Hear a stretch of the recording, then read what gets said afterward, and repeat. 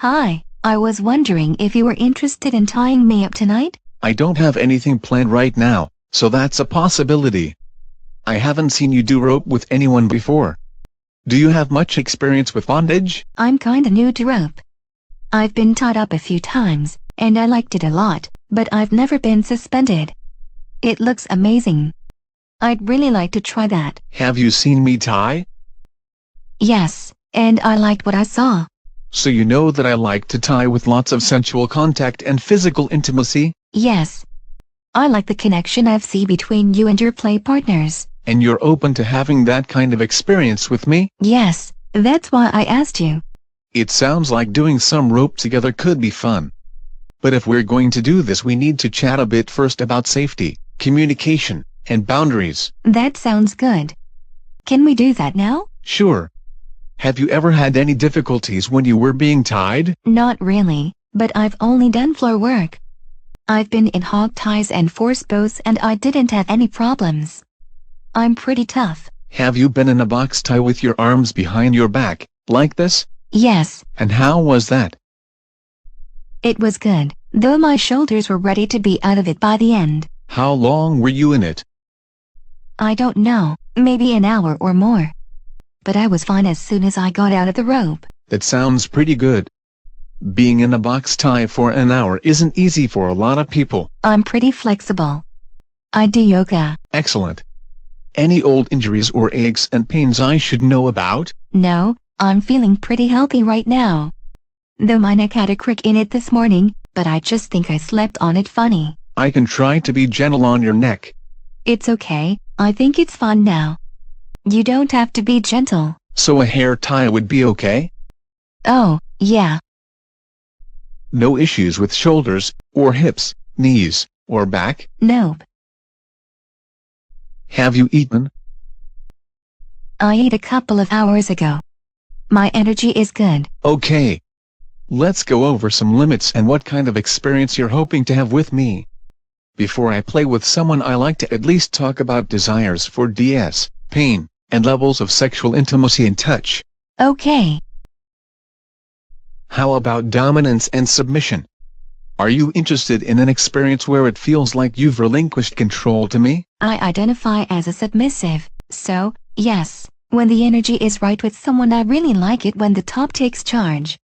That's really what this is all about for me. On a scale of 1 to 10, how much do you want to feel like I'm the one in control and making demands of you? Since it's our first time playing together, maybe start out at about a 7 or an 8? Maybe more if things are feeling right? That sounds good. I'll start easy and play it by ear and check in with you as we go along. I tend to have a pretty good feel for if someone's responding well to the way I'm handling them or not. That sounds perfect. How sexy do you want this to be? How about as sexy as you can make it without actually having sex? On a scale of 1 to 10? How about an 8? That sounds like a lot of fun. Let's talk more about touching and sexual limits in a bit. How about pain? Do you like pain? I do. I'm sort of a masochist. But that's not what I'm looking for tonight.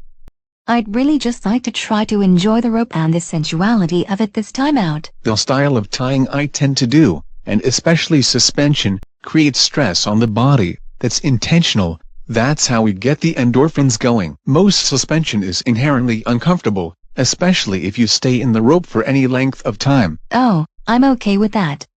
I just don't want it to be the really tough stuff like huge back bends or doing a bunch of hard impact play at the same time. Although I'm not against some light spanking. I can go easy on you this time. But especially if we're going to take you off the ground, you need to realize that suspension can be very hard on the body. Having all your weight in those few ropes causes a lot of pressure and strain. Yeah, I know. Some of the suspensions I've seen look really hard, and eventually I'd like to try some of that. But maybe we could try an easier one tonight? If we take you up, doing an easy one for your first time is important, so you can get a feel for the difference between good pain and bad pain. I'll check in with you a lot to see how you're doing, but you need to communicate with me if you're feeling like you're in trouble. If things aren't working, I'll get you down as quickly and smoothly as I can. You just call my name, and I'll know you need my attention. May I touch you right now? Yes. If you have the flexibility, I may be putting ropes that run across your upper arms here. There are nerves in those areas we don't want to put too much pressure on. Those nerves can be impinged here on your wrists and this spot on your forearm too. So if you feel any tingling, numbness, loss of sensation, or a burning feeling, needles and pins, that kind of thing, along your palm by the thumb, out on your thumb, or along the tops of these two fingers out to about here, I want to know about it right away. Same for along your little finger and the outside of this finger. If it feels wrong, don't tough it out, let me know right away. If you're feeling a going to sleep sensation across all your fingers, it's probably just circulation being impaired a bit, and that's not too much of a concern, unless it's so bad that you wouldn't be able to feel if you were having nerve impingement. There's lots of redundant blood flow in your deeper tissues, so a little loss of circulation isn't too big of a deal. But don't take chances this first time out. If we have ropes here on your hips, we can also accidentally press on your femoral nerve. You might feel that as numbness or tingling on the outside or your thigh, if we impinge on the nerve here. If you're feeling loss of sensation or pain in a very specific spot or any joint pain, tell me exactly what you're feeling and where, and I'll try to adjust things or move the rope off of where I think the problem is. Then I'll ask you, better? And if you say, yes, we can proceed. Otherwise I'll try to fix things one more time, and if that doesn't work, I need to get those ropes off you right away. I tell my photo models to not even wait for the next shutter click. Nerve damage can happen very quickly, and we can't eliminate the risk of that happening if we're going to suspend you. But with good communication we can reduce the risks quite a bit. However, you need to accept that there's a chance that you can get hurt tonight, especially if we take you off the ground. Have you had that happen? Yes. I had a model who had numbness and weakness in her wrist that lasted for a couple of days after being in a hard tie for a long time. She didn't know she was in trouble until after the ropes came off. I had someone else strain their rotator cuff while in my rope, and their shoulder still bothered them in certain positions for several years. So, I have had people get hurt doing rope with me. Not a lot, but it's happened. I see. Usually when a rope bottom experiences difficulty, if the rigger gets them out of the rope quickly, the discomfort goes away in a few minutes, or only lasts a day or so if there was only mild nerve impingement. But the risk for more lasting or serious injury is real, so you need to communicate any problems that come up. And I can't promise you that being in my rope won't cause you some injury. Even though I'll do my best to avoid that, you may actually be at greater risk than more experienced bottoms since you're new and don't know where good rope placement is for your particular body, and haven't experienced the warning signs before. Well, I take a risk just driving here tonight. It was worth it to come to the party. I think that's a good perspective. But I think the risk and reward here is more akin to a sport like downhill skiing or mountain climbing. I know someone who broke their neck skiing. Precisely. And people get strains and sprains on the slopes all the time, besides the broken legs we all hear about. I think rope is more dangerous than a lot of people realize. Some very experienced riggers and rope bottoms say it's just a matter of time before you have an accident if you get into rope a lot. Have you ever dropped anybody? No, I haven't. I like to think I won't. But some very experienced riggers, world-class riggers, have had accidents and injured people recently. There's always a first time. Now I'm getting nervous. I do want to try this, though. I don't want to scare you off. People do rope, even inexperienced people, without severe consequences the vast majority of the time. I just want you aware of the risks. They're real. I'm not anticipating having problems, but I can't promise you nothing will go wrong. I can't take the full responsibility if things do go wrong. We're doing this together, so you need to go in knowing this isn't risk-free. But you're pretty safe, right? I mean, you sound like you know what you're doing. I like to think I'm well-versed in rope safety, and I don't think of myself as reckless. But we're talking about something that's inherently risky. Some people think it's worth the risk, just like doing a black diamond run on the mountain. Okay. I get it. And I do still want to do this. Good. And you want to try it with me? Definitely. I'm glad. Remember, just talk to me if you start to get into trouble. We don't need a safe word for this. Just call my name and you'll have my undivided attention. Don't worry, I'll let you know if I'm feeling anything isn't right. But if you do safe word, don't worry, I'll respect that too. I usually use the red, yellow, and green system. But I'll just talk to you tonight if things aren't going well. Good. Back to pain, have you ever done pressure points? A little bit. Did you like it? Yeah, I did. Well, if you're open to it, I may do some pressure points on you while I'm tying you. That will get the endorphins going and help prepare you for being able to endure the rigors of being in the rope a little bit better. I also find that it jumpstarts a sense of connection and helps give me a feel for how you respond to minor pain. Okay, that sounds good. I'll start easy, you just let me know if it's not working okay for you, and I'll check in a lot, especially since we've never played together before. I'll let you know. Okay, let's talk about touching. Touching is good.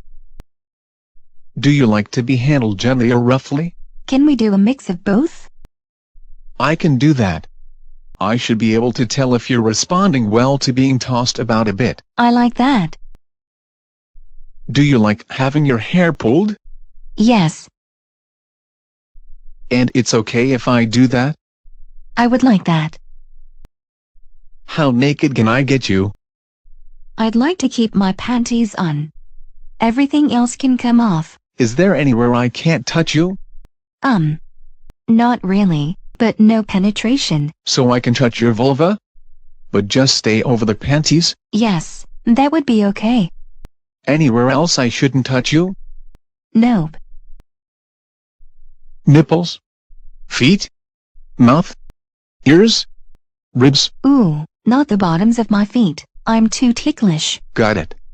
So, to be clear, pinching or stimulating your nipples is okay? Yes. And touching your clit over your panties? Yes, that would be okay. I don't want it to just be okay. If I touch your pussy, I want it to be welcome. Tell you what, I won't touch your vulva unless you beg for it. How's that? That sounds good. And kissing is okay, just not on the mouth. Just so you know, I carry the virus for cold sores. HSV-1? Yes. When I got tested 2 months ago, my results were negative for all STIs except HSV-1. Yeah, like about 80% of people have HSV-1, right? Yep. And I have it, but I don't have a sore now, and haven't had one for over a year. So would kissing you on the forehead or on the shoulder still be okay? That's fine. I get cold sores too. I haven't had one in months either.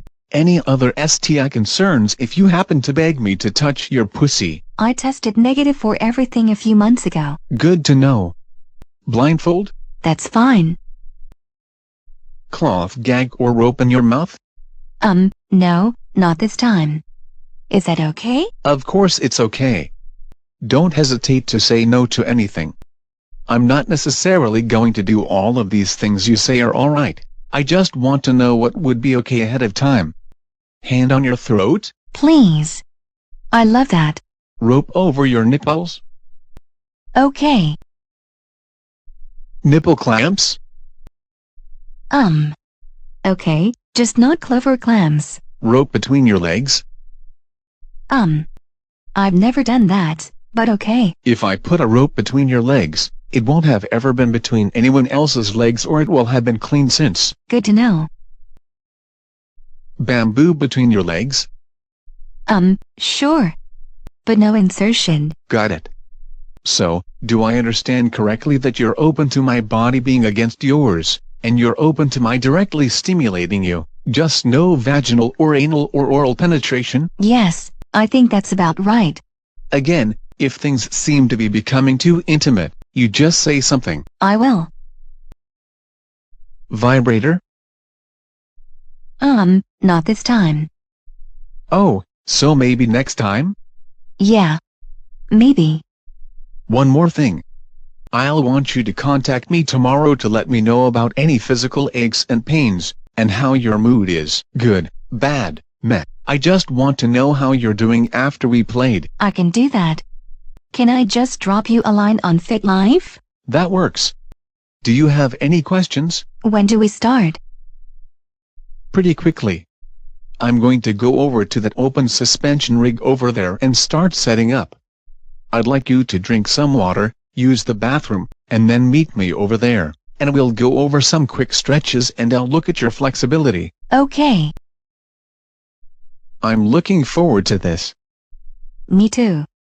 See you in a minute. Okay, I'm going to go grab Egg Cream and Noble in the other room to help me flip the rig around. I'll meet you over there.